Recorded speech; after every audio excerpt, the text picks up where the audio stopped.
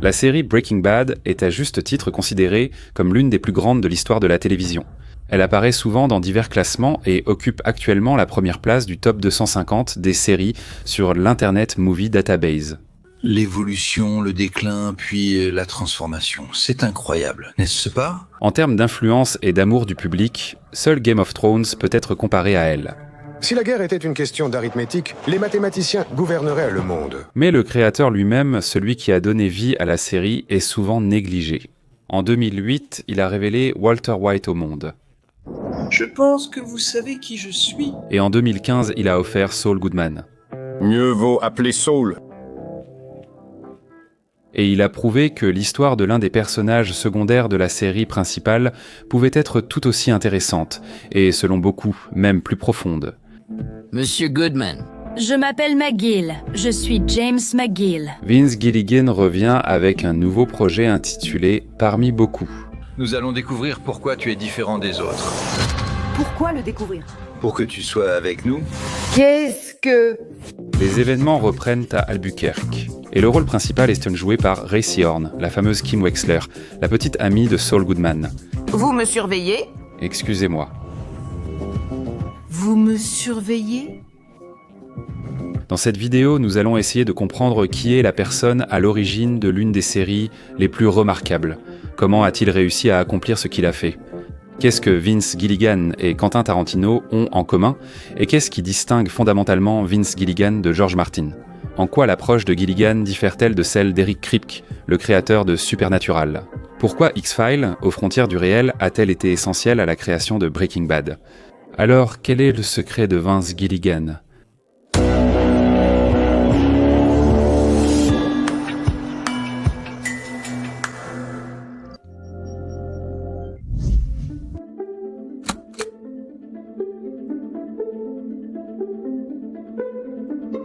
Après 2 séries consécutives devenues des succès cultes dans le monde entier, nous offrant de nombreux personnages devenus des mèmes, de Walter White et Saul Goodman à Gustavo Fring et Mike Ehrmantraut, la carrière de Vince Gilligan a connu un silence de 10 ans.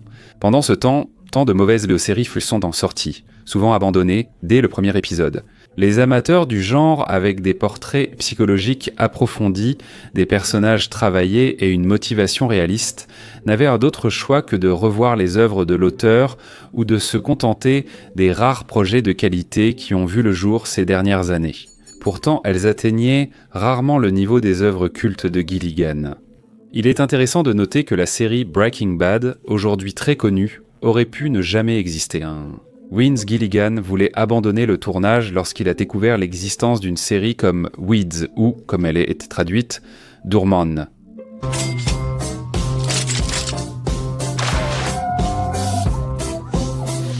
Une série tournée en 2005, ensuite nominée 8 fois aux Emmy Awards et pour un Golden Globe.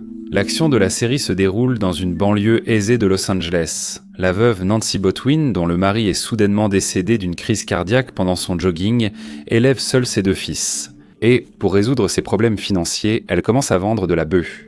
Nancy est aidée à mettre en place son commerce illégal par le dealer local Haley James, qu'elle a rencontré grâce à son neveu.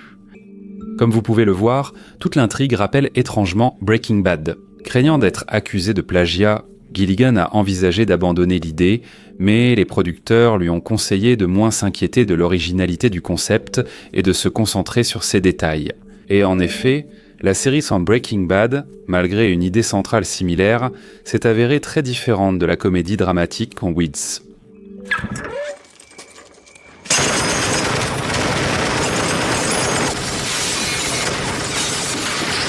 Pour comprendre comment Gilligan parvenait à accomplir à chaque fois une petite révolution dans le genre, suivons son parcours créatif. Peut-être que le secret de sa méthode s'y cache.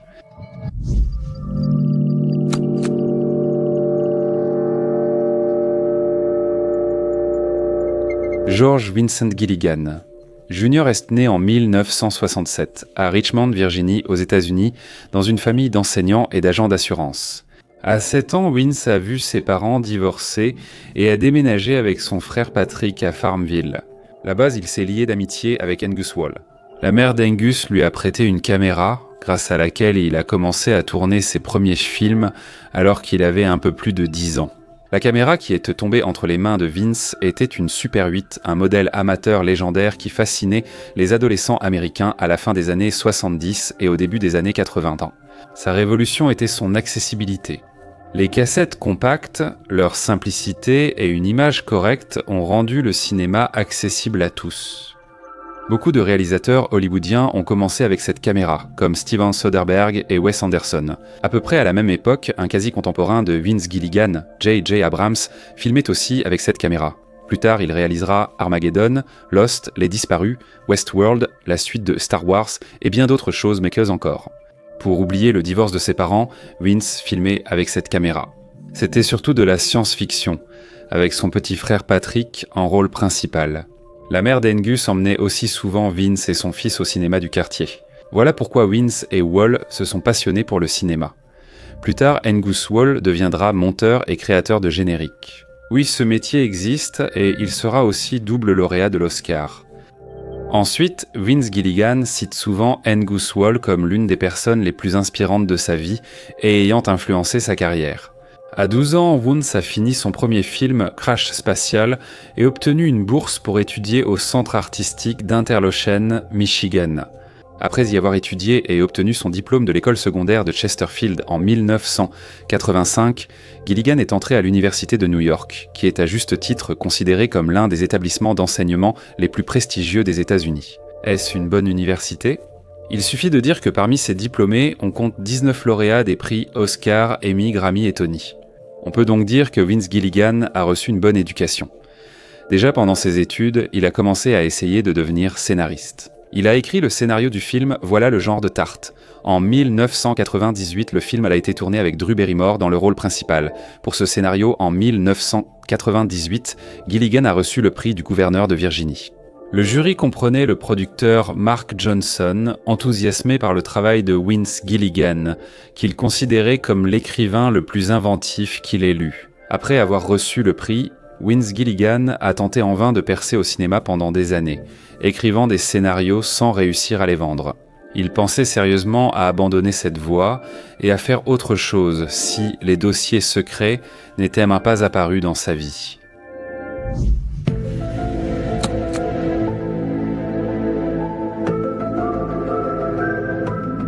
Il est surprenant que sans les dossiers secrets, Walter White et Saul Goodman n'existeraient probablement pas.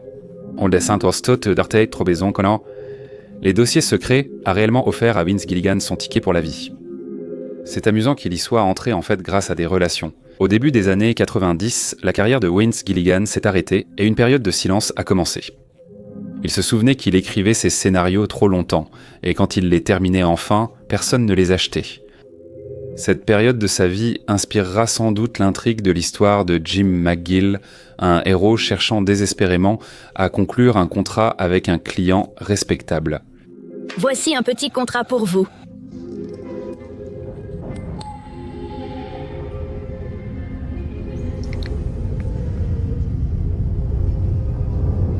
Drake. À l'époque, puis son agent était Rhonda Gomez, qui faisait tout pour le soutenir.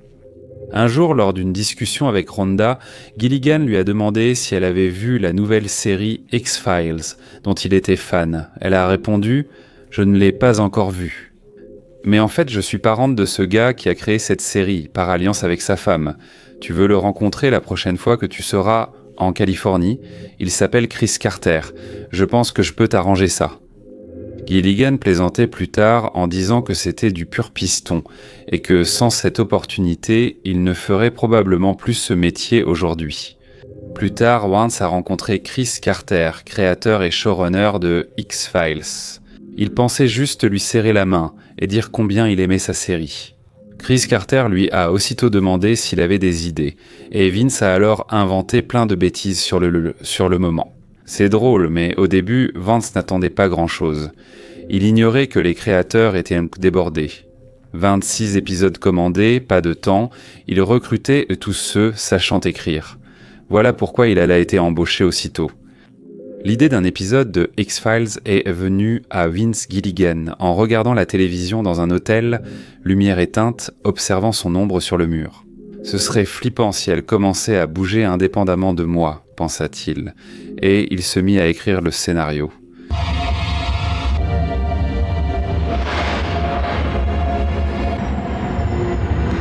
« Je ne savais pas ce que je faisais », se rappelait plus tard Gilligan en riant. Si le scénario avait été accepté tel quel, l'épisode aurait coûté extrêmement cher à produire, soit près de 40 à 50 millions de dollars. Ils ont donc pris le scénario, remercié et l'ont réécrit à 70 ou 80%. Après révision, Vince relit le texte et se dit « Je ne devrais même pas être payé pour ça ». C'est ainsi qu'est né l'épisode de la série Lumière diffuse. Et Vince Gilligan est passé de scénariste au chômage à hauteur de son tout premier épisode télévisé. Regarde plutôt. Et Patrick Nuert fumait ? Non. Selon sa femme, il haïssait les cigarettes. C'est peut-être ce qui lui a permis de devenir ensuite le scénariste du film Hancock avec Will Smith. C'est l'histoire d'un super-héros maladroit qui boit tout le temps et détruit tout sur son passage.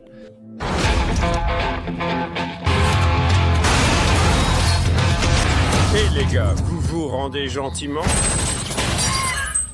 D'accord. Et cela bien avant des séries comme Les Garçons et Mon Pacificateur, qui déconstruisent aussi l'image du super-héros et démystifient le mythe du sauveur tout-puissant et irréprochable.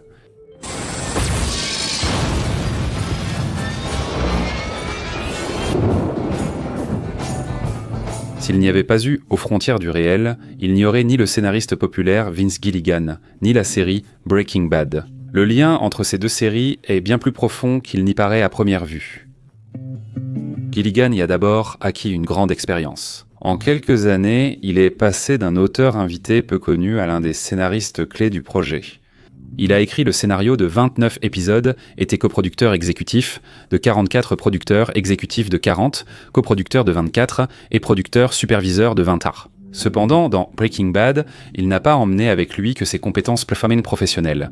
Beaucoup de personnes qu'il a rencontrées sur le plateau de X-Files ont ensuite été intégrées à son propre projet. Par exemple, John Shiban, scénariste de X-Files dès la saison 3 et collaborateur de Gilligan sur de nombreux épisodes, a aussi rejoint l'équipe de Breaking Bad. Michelle Maxwell, qui a travaillé sur 47 épisodes de X-Files, a elle aussi rejoint Gilligan. Mais le plus intéressant, ce sont les acteurs. Michael Bowen, qui joue Jack Welker. Non, non, non, ce type m'a traité de menteur. Je vais te montrer à quel point tu te trompes.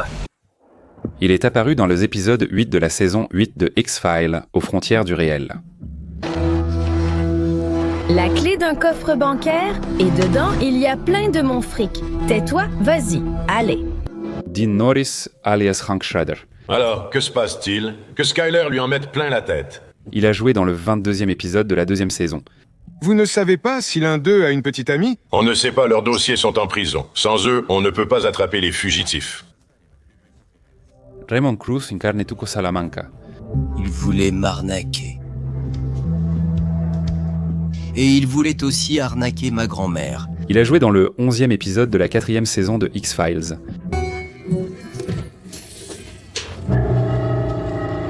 J'ai juste besoin de 2 personnes, amigo.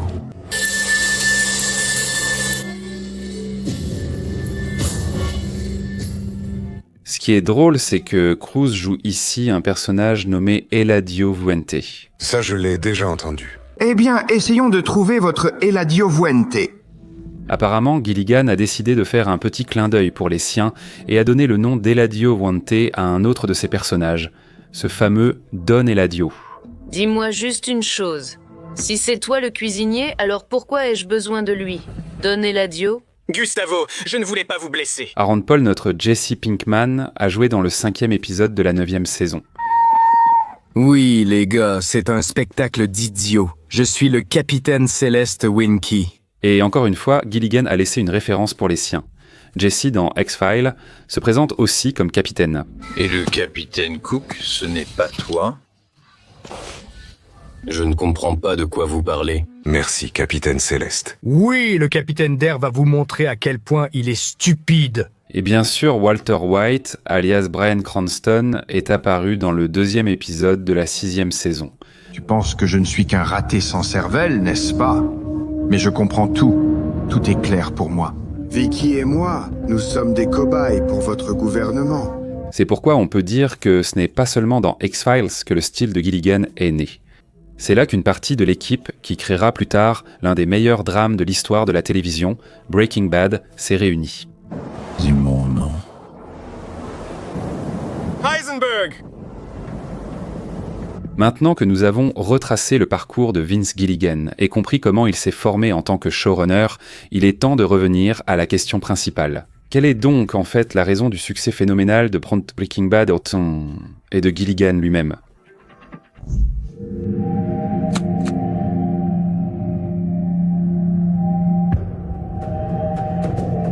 La série Breaking Bad, qui a fait connaître Vince Gilligan, n'a plus besoin d'introduction. Si vous regardez cette vidéo, vous connaissez déjà tout. Donc je ne vais pas raconter l'intrigue. Mais personnellement, je me suis demandé en quoi réside son originalité, où se trouve exactement le talent de Gilligan. Ma chaîne a débuté avec des critiques de Breaking Bad et Better Call Saul. Et si l'on considère qu'il y a eu plusieurs dizaines de ces épisodes, ce qui mérite au moins votre like, je sais certainement quelque chose sur cette série. C'est pourquoi je vais essayer de tout rassembler et de formuler, selon moi, où se cache le fameux secret de Vince Gilligan. Quel lien unit Breaking Bad, Better Call Saul et la nouvelle série Pluribus, c'est-à-dire l'une parmi d'autres. Qu'est-ce qui se passe, bordel ? Vous me parlez depuis ma télé et c'est quoi ce bordel autour de moi ? C'est quoi ce truc ? Avant tout, il ne faut pas oublier que le showrunner n'est pas l'unique créateur de la série. Le produit final résulte du travail collectif d'un groupe comprenant scénaristes, producteurs, exécutifs, opérateurs et autres membres essentiels. Contrairement à la croyance populaire, Gilligan n'est pas vraiment le scénariste de Breaking Bad. Vince Gilligan est l'auteur de l'idée principale et a écrit le scénario de 13 épisodes, mais environ 10 scénaristes ont travaillé sur le projet. Néanmoins, c'est toujours le showrunner qui, même s'il n'écrit pas le scénario principal, contrôle tout le processus de création afin que toute la narration suive la bonne direction. C'est précisément dans ce domaine que Vince Gilligan excelle vraiment. Lors du tournage, de nombreuses tentations apparaissent, du choix du réalisateur à l'approbation du budget, en passant par les dialogues et le casting. Le showrunner accorde de la liberté à son équipe, mais reprend le contrôle au moment critique. Et c'est aussi un talent. Gilligan, en particulier, a un flair exceptionnel pour les acteurs et une capacité phénoménale à tirer le meilleur d'eux. Il sait comment créer les conditions dans lesquelles un acteur va se révéler. Rappelons-nous au moins les histoires avec Aaron Paul, qui joue Jesse Pinkman. À l'audition, il a échoué, oublié son texte et manqué de conviction. Tu as oublié le texte. Oui, je me suis excusé. J'ai dit « Je suis désolé, c'est terrible ». L'équipe voulait lui refuser le rôle, mais Gilligan a insisté « Je veux ce gars pour le rôle ». Et il a été pris. Honnêtement, personne ne voulait de moi, à part Vance. Et finalement, il a simplement dit « Écoutez, c'est ce gars qu'il me faut ». Aujourd'hui, il est tout simplement impossible d'imaginer quelqu'un d'autre dans le rôle de Jesse Pinkman qui aurait pu jouer mieux. Ou Bryan Cranston. Avant la série Breaking Bad, il était principalement connu pour son rôle dans une sitcom comique.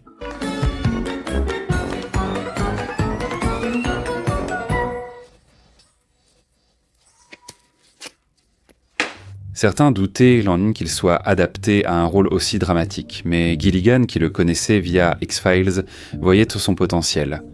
La décision, audacieuse voire aventureuse, a porté ses fruits. Cranston a non seulement réussi, mais aussi marqué l'histoire de la télévision. Tu es en danger.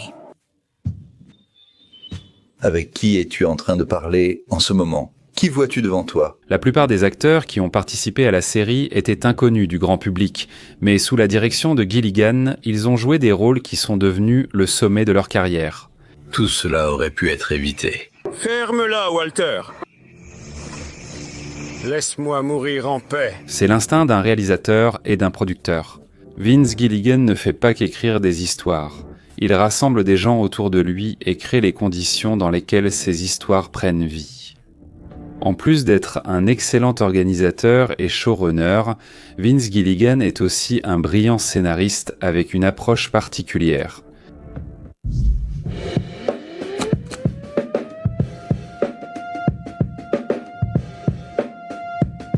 En termes de popularité, Breaking Bad ne peut être comparé qu'à Game of Thrones, mais il existe une différence fondamentale entre eux, c'est l'approche de la création de l'histoire.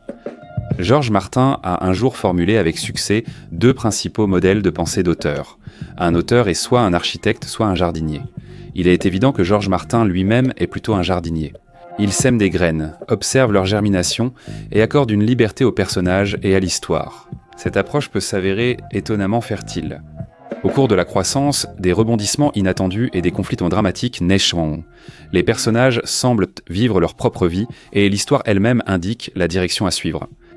Tout cela se voit clairement dans Ranul, le trône de fer, richesse, diversité du monde et complexité des intrigues. Mais cette méthode a aussi son revers. L'histoire peut devenir si vaste qu'il devient presque impossible de la mener à une conclusion logique. C'est ce qui s'est passé en partie avec Le Trône de Fer. Les showrunners ont essayé de conclure quelque chose qui, par nature, n'avait pas été conçu comme une structure clairement définie, et ils ont ainsi provoqué une vague de mécontentement chez les fans. Allez-vous porter la couronne ? Alors pourquoi ai-je fait tout ce chemin ? Et la saga littéraire elle-même reste encore inachevée.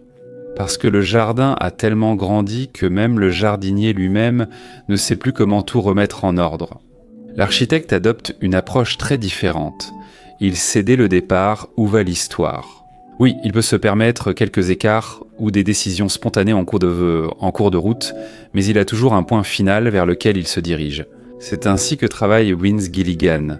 Chaque série est une histoire soigneusement construite et achevée, un récit cohérent, pas un enchaînement sans fin d'épisodes. C'est un grand roman adapté à la télévision.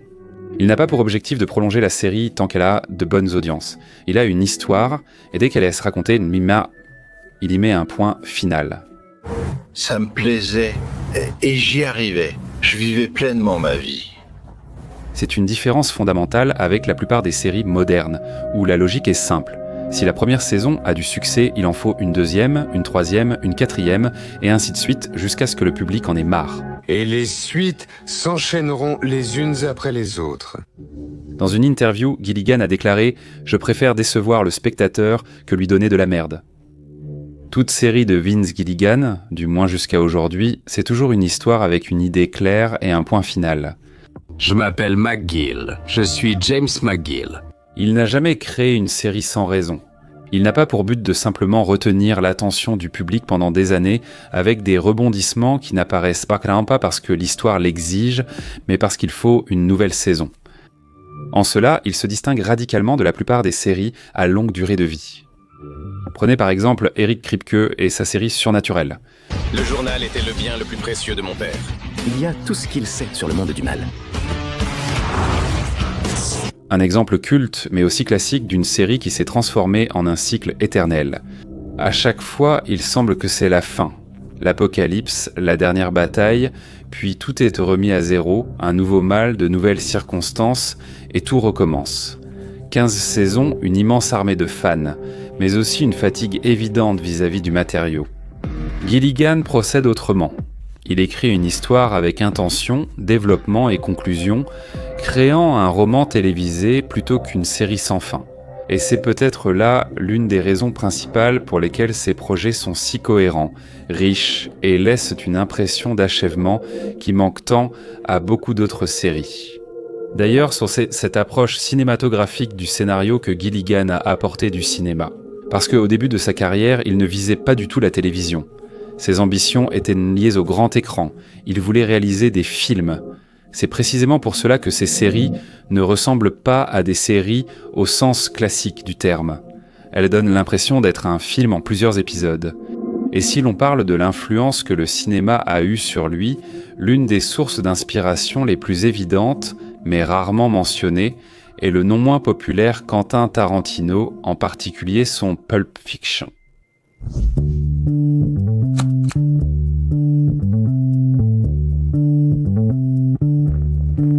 Il y a beaucoup de points communs entre Quentin Tarantino et Vince Gilligan. Tout d'abord, certaines décisions de mise en scène et des procédés stylistiques citent littéralement Pulp Fiction. Rien que l'emblématique angle de vue depuis le coffre, un plan signature de Tarantino. Peut-être. Oui, il faut un fusil à pompe ici.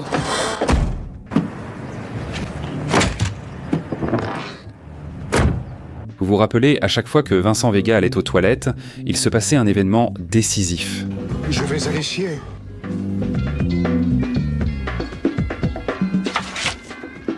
Cette technique est presque un mème. Un rebondissement similaire lié aux toilettes a aussi eu lieu dans Gongarkan. Dans Breaking Bad. Ah d'accord, j'arrive tout de suite.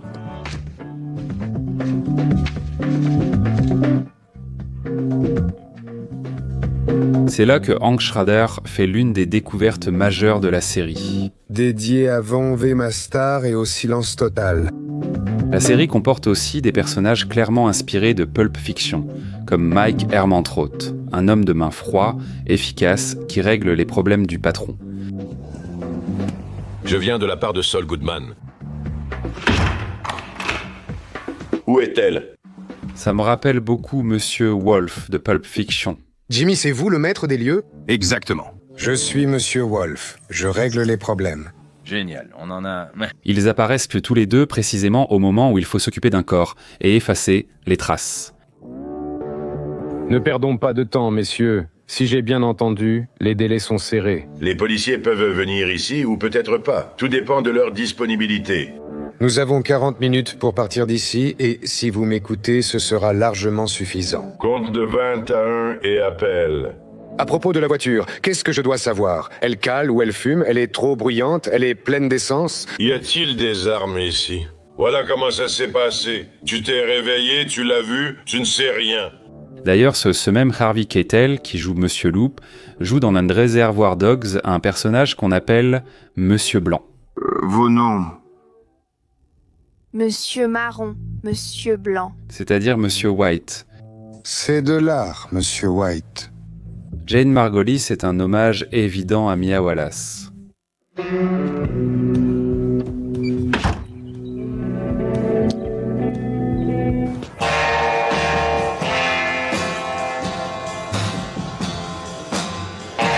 Toutes deux souffrent de dépendance et même la scène de la mort de Jane rappelle visuellement le moment où Mia Wallace a failli mourir.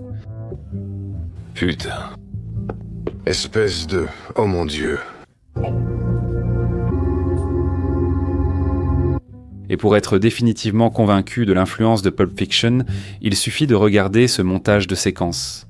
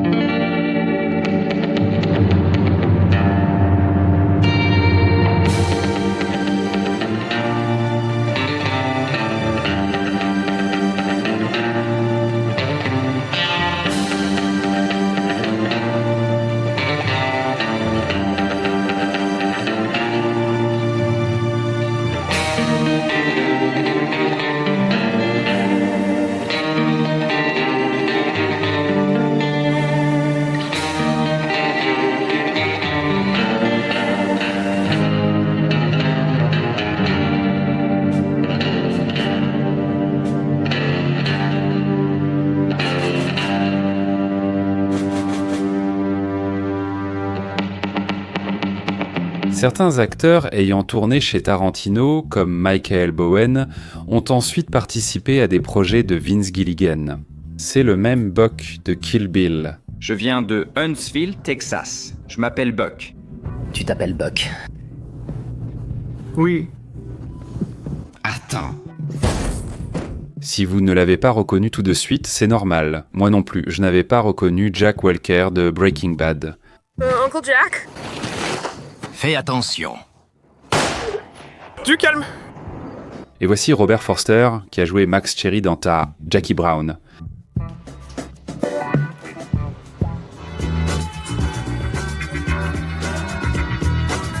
Plus tard, il est devenu ce fameux vendeur d'aspirateurs, Ed, dans Better Call Saul et Breaking Bad. Tu vas vivre ici pour l'instant. Il y a un petit coin tranquille pour toi en bas. Un autre point commun entre les personnages de Tarantino et de Gilligan, c'est l'absence de véritables héros. Ici, il n'y a pas de gentils irréprochables, et même les pires crapules ont quelque chose d'humain. Tuco, par exemple, peut sincèrement s'occuper de sa grand-mère. Hector Salamanca, malgré sa cruauté, demeure fidèle au principe « la famille est avant tout ». La famille, c'est le plus important. Walter White et Saul Goodman sont des criminels, mais nous éprouvons quand même de l'empathie pour eux.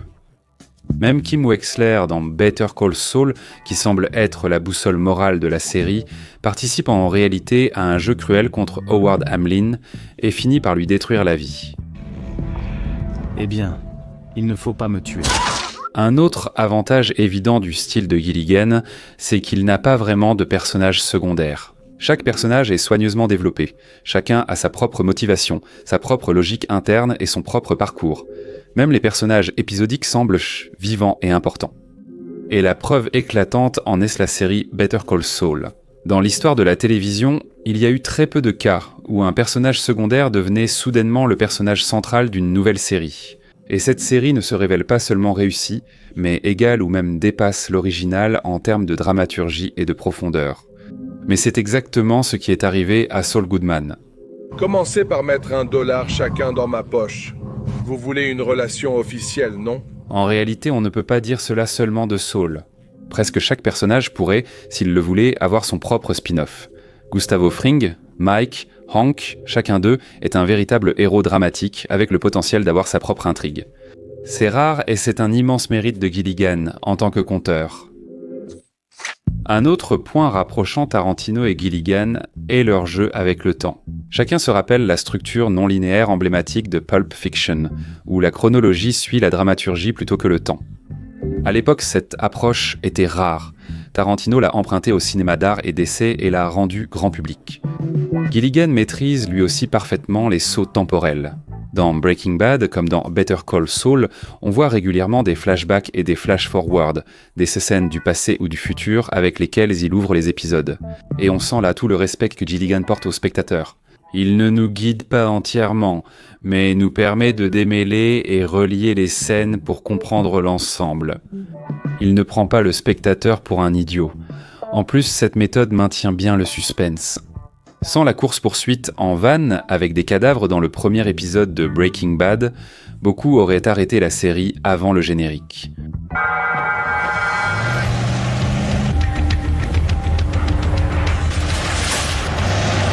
Si la série avait débuté avec l'histoire d'un professeur de chimie sans le flash-forward, ce n'aurait pas été aussi captivant. Et que peut-elle bien étudier? La suite? L'épisode final de la saison 2 commence par 2 colonnes de fumée hors de la ville. Mais ce n'est que plus tard que nous apprenons qu'il s'agit d'avions écrasés. Dans Better Call Saul, les flash-forward et les flashbacks ne sont pas simplement utilisés comme un procédé, mais comme un outil important pour révéler le personnage. On découvre le futur de Jimmy McGill, alias Gene Takavich, tout en revivant son passé lorsqu'il était encore le rusé Jimmy. D'ailleurs, pour faciliter l'identification, l'auteur utilise la couleur. Le futur est à montrer en noir et blanc, tandis que le passé a un léger effet sépia. D'ailleurs, les protagonistes de ces flashbacks et flash-forward ne sont pas toujours des personnes. Les objets occupent aussi une place clé dans la narration de Vince Gilligan. Par exemple, au début du premier épisode de la 2e saison, on nous montre l'œil d'un ours en peluche flottant dans la piscine. Dans l'épisode 4, on revoit l'ours en peluche.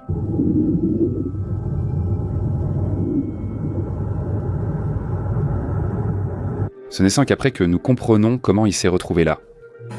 4,6.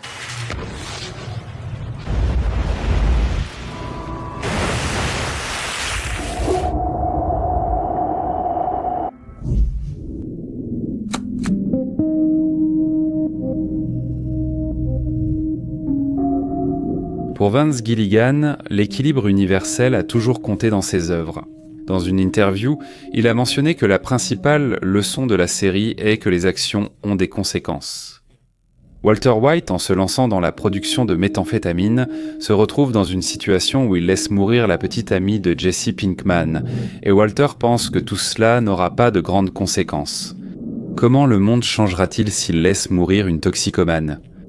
Mais il s'avère que le père de la jeune femme est contrôleur aérien et, accablé par la mort de sa fille, il provoque une collision d'avion, ce qui entraîne la mort de personnes, et les débris de l'avion, avec les corps et les affaires des gens, tombent sur la ville.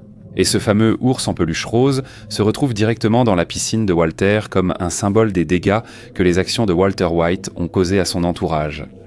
Pour chaque événement dans la chronologie de la série, il y en a un autre où les personnages sont soit punis, soit récompensés.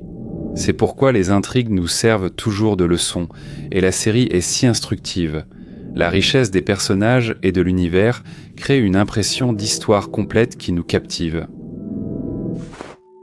D'ailleurs, il y a une coïncidence intéressante, ou peut-être pas une coïncidence du tout, mais plutôt un emprunt lié au crash d'avion au-dessus d'Albuquerque. En 1986, dans le monde réel, une collision entre deux avions s'est également produite dans un ciel dégagé au-dessus de la ville de Cerritos, en Californie, faisant 82 morts.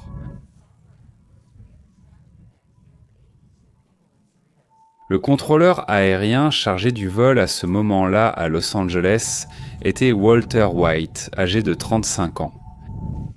En résumé, quel est donc le véritable secret de Vince Gilligan ? Comme il l'a lui-même dit un jour dans une interview, il n'y a pas de secret. Ce n'est pas un magicien. C'est un homme qui s'est transformé un travail acharné et minutieux en art. Gilligan est un maître à la frontière de deux principes. D'un côté, c'est un architecte froid et calculateur qui construit la structure avec minutie, sait où va l'histoire et comment elle doit se terminer. De l'autre, c'est un conteur subtil, capable de saisir les nuances humaines et de montrer la douleur intérieure du personnage ainsi que sa motivation. C'est la principale conclusion à laquelle je suis parvenu après des dizaines d'épisodes sur Better Call Saul et Breaking Bad. Ils sont tous disponibles sur la chaîne. Les liens, comme toujours, sont dans la description. Si vous souhaitez que la prochaine vidéo critique la série Pluribus de Vince Gilligan, dites-le en commentaire et likez la vidéo.